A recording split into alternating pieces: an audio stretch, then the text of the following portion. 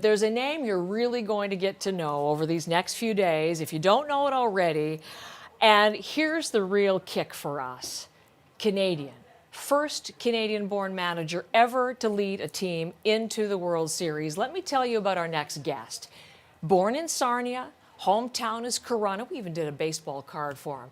It was the Detroit Tigers who drafted him in 1985. Eventually, he ended up in the Yankees organization, part of their coaching staff. 5 World Series rings with that team. And then the Philadelphia Phillies hired him in 2018, became the manager this year for Canadian baseball fans. He's been in the Hall of Fame for this country since 2019. In your sport, which is one of stats, you have become this big stat for us, the first Canadian-born manager to lead a team into the World Series. What does that mean to you? I don't know. You know, I really haven't. There's been so many firsts this year. I really haven't had time to really think about it. I am Canadian. I live there in the off season. Proud Canadian. I love our country and what we're all about. But I really haven't, thought about it in that way. First Canadian to ever manage in the World Series. I'm just happy to manage in the World Series and hopefully we do a job here. And how it's happened that you're managing the team into the World Series is a bit of a story in itself, in that you took over just in early June when the team had a losing record. And of course, those who follow, you win your first 8 straight and then end up into the Fall Classic. How have you done that turnaround? Well, I think, going into spring training, we'd signed Kyle Schwarber and Nick Castellanos and a bunch of bullpen arms, and we really felt like we're a good club. And even coming out of spring training, we felt like we were really good. And we got off to a slow start, and with all the expectations, I think everybody just kind of got a little bit depressed, if you will, and confidence level, we lost some of that. And May was really a tough part of our schedule. It was the toughest part of our schedule. And then once we got into June, the schedule eased up a little bit. We started winning games. We won the 8 in a row. Guys' confidence level started going up. Now we were back to the team that we thought we were. And we just kept building from there and just rolled right into the playoffs. We really played well during these playoffs. And now we've got another tough opponent, but I think our guys are ready to go. Well, in talking about how you've turned the team around, I'd like to ask specifically, how have you been able to get Bryce Harper playing as well as he's been playing lately? How you were able to flip that switch? Well, yeah, it's not me. That's Bryce. But he's, he broke his thumb earlier in the season. He was out for a long time, and he came back and didn't have too many at-bats on rehab assignment.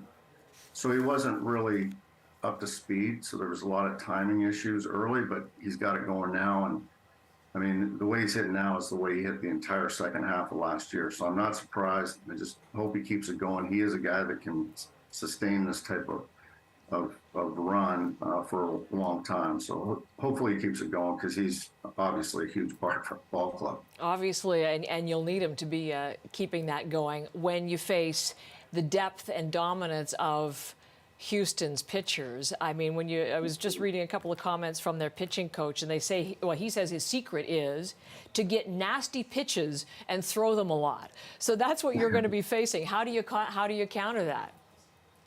I think we just stay with our strengths. We have a lot of strengths. We know what their tendencies are.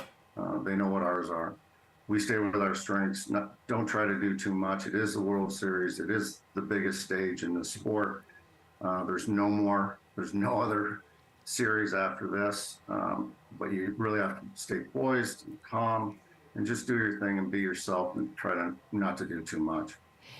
For yourself, managing opposite Dusty Baker, the legend at 73, wanting a World Series as manager, and he's in back-to-back World Series leading his team there. How do you out-strategize his strategy? Well, I don't know. I think you just, like I said about the players, you just be yourself and do the things that you've normally done. You don't have to do anything more, and just stay with your game plan, and whatever happens, happens. I have a lot of respect for Dusty. He's a great manager, But I certainly don't want him to get his first World Series this year. This would not be the time. No. Look ahead to the moment. You said you don't want Dusty Baker to win his first World Series on your watch. One of our reporters for a radio piece we've been running today was talking to your first baseman, to Rhys Hoskins, and he was saying that he's never heard you scream before.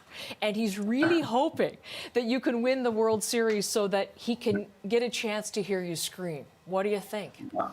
Well, if we win this thing, I will definitely scream for Rhys Hoskins, that's for sure.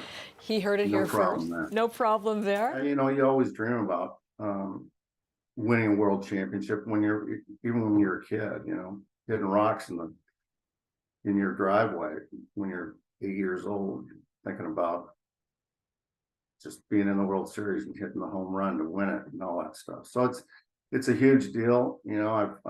I've been in an organization that while I was there, fortunate to win 5 world championships and get 5 World Series rings. But you can never have enough. So I'm looking forward to this challenge for sure. That's a good point. I mean, you've already got a whole handful with the Yankees, but if this one comes to you in this capacity, I'm gathering it'll be a little different. It'll feel a little different. Yeah, well, and it's because of the fact too that we've got so many guys on our team that have never even played in the playoffs, and now they're playing in the World Series. I'm so proud of them for the way they've handled the whole thing, and for the city of Philadelphia as well, because it's been 10 or 11 years since they've even seen a playoff game. So, and it's a great city, it's a great fan base. I just, there's so many different reasons why I'm excited for this, and hopefully we can get this thing done.